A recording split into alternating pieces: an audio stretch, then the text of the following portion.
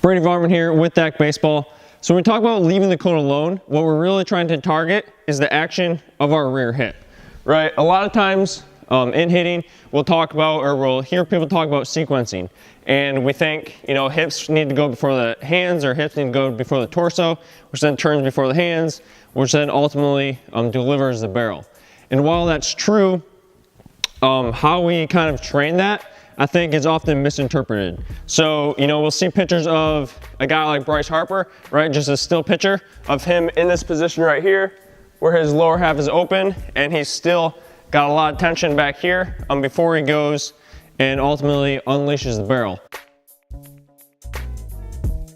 In those still pictures, what we don't actually see is that he's held that hip abduction and external rotation, which we talked about earlier in the article, for a very long time.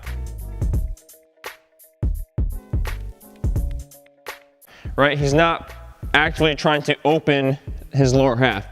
He's holding it here until it then snaps him forward, right? So I think a lot of times how we can kind of mistrain this is, you know, getting in a position like this and saying, hey, swing from here, right? But in reality, that's not at all how the swing works.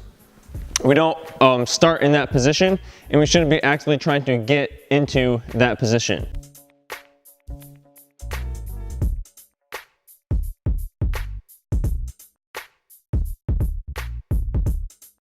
So essentially what we see with pretty much every hitter, you know, not all, there's always going to be exceptions, but with most hitters, what we see is that they hold that position of external rotation and hip abduction for as long as they can before it then internally rotates. And as it's internally rotating, that's ultimately when swing initiation happens. Right, so we don't see necessarily a huge separation.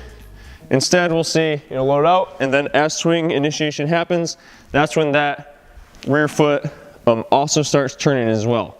So we want to, with this cue, give us a way to think about, if I set up here, you know, roughly 6 inches away from that cone, you know, I'm using a bucket and then a bat weight, but it's the same idea, right? It's roughly knee height. If I set up here and I ride out on a collapsed back leg, I'm immediately going to hit that and knock it over, right?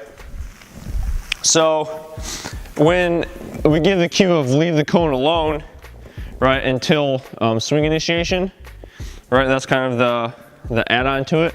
But when we use that cue, it's, hey, I'm going to stride out and avoid that cone until I initiate my swing. And once I do, that's when that cone should get knocked over, right? But not before that. If we ride out like this, we have no tension that we're going to be able to launch from. Whereas if we're able to, you know, avoid that cone, now we've got a whole bunch of energy stored up and stored back that we can then release into the baseball. And then the cone is ultimately going to get knocked down at that point.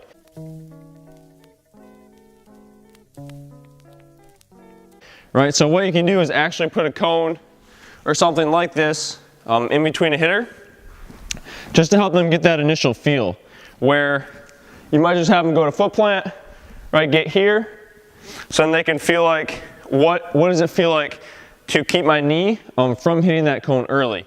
Then once that happens, maybe take a couple swings with the cone in there, you know, full swings, then get it out, take some video and see if they're able to replicate that without the cone in there. But this is just kind of a external visual cue to help you kind of understand what properly loading that rear leg looks like.